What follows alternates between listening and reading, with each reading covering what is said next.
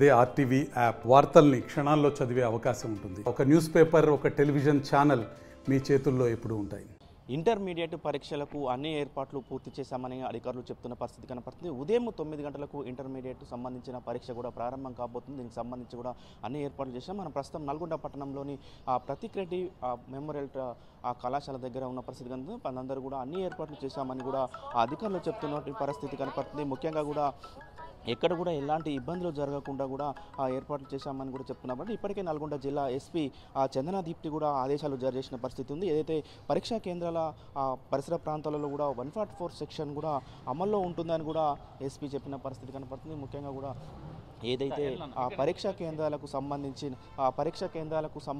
పరిసర ప్రాంతాల్లో ఉన్నటువంటి జిరాక్స్ సెంటర్స్ కానీ ఇంటర్నెట్ సెంటర్స్ కానీ ఇవన్నీ కూడా మూసివేయాలని కూడా చెప్పిన పరిస్థితి కనపడుతుంది. మొత్తం పరీక్షకు కూడా ఎలాంటి ఇబ్బంది జరగకుండా కూడా అన్ని ఏర్పాట్లు చేశామని కూడా చెప్తున్న పరిస్థితి కనపడుతుంది.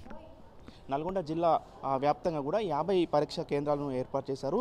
దానికి సంబంధించి జిల్లాలో 50 కేంద్రాలు ఏర్పాటు చేశారు. మొదటి సంవత్సరానికి 12,707 మంది విద్యార్థులు పరీక్ష రాయనబోతున్నారు. రెండవ సంవత్సరానికి సంబంధించి 12,741 మంది. అదేవిధంగా వొకేషనల్ విభాగంలో మొదటి సంవత్సరం 5,147 మంది, ద్వితీయ సంవత్సరానికి 2,300 మంది కూడా ఈ ఎగ్జామ్ రాయడానికి కూడా ప్రతి ఒక్కరిని కూడా క్షుణ్ణంగా పరిశీలించిన తర్వాతనే కూడా లోపలికి అలౌ చేస్తున్నారు. 1 నిమిషం నిబంధన అమల్లో ఉన్న నేపథ్యంలో కూడా అందరూ కూడా 1 గంట ముందే కూడా ఏదైతే కళాశాలకు సెంటర్స్ ఉన్నాయో సెంటర్స్ దగ్గర కూడా వచ్చి కూడా వేచిన వస్తుంది. 1 నిమిషం ఆలస్యం అయిన తర్వాత ఎట్టి పరిస్థితుల్లో కూడా మేము లోపలికి కూడా పంపించమని చెప్తున్నారు. ప్రస్తుతం ఏర్పాట్లు అన్నీ సక్రమంగానే ఉన్నాయి. బోర్డ్ ఆఫ్ ఇంటర్మీడియట్ మా కమిషనర్ గారి ప్రకారంగా మేము కరెక్ట్గా పిల్లలకు టైంకు లోపలికి పంపించటం, మొత్తం పూర్తిగా పిల్లల దగ్గర ప్రతి చిట్టీలు లేకుండా చెక్ చేసుకోవడం, సెల్ ఫోన్లు కూడా నాట్ అలౌడ్ చేసేసి ప్రశాంతంగా నడవడం కోసానికి మేము పిల్లలకు పూర్తిగా సహకారం చేస్తున్నాం సార్.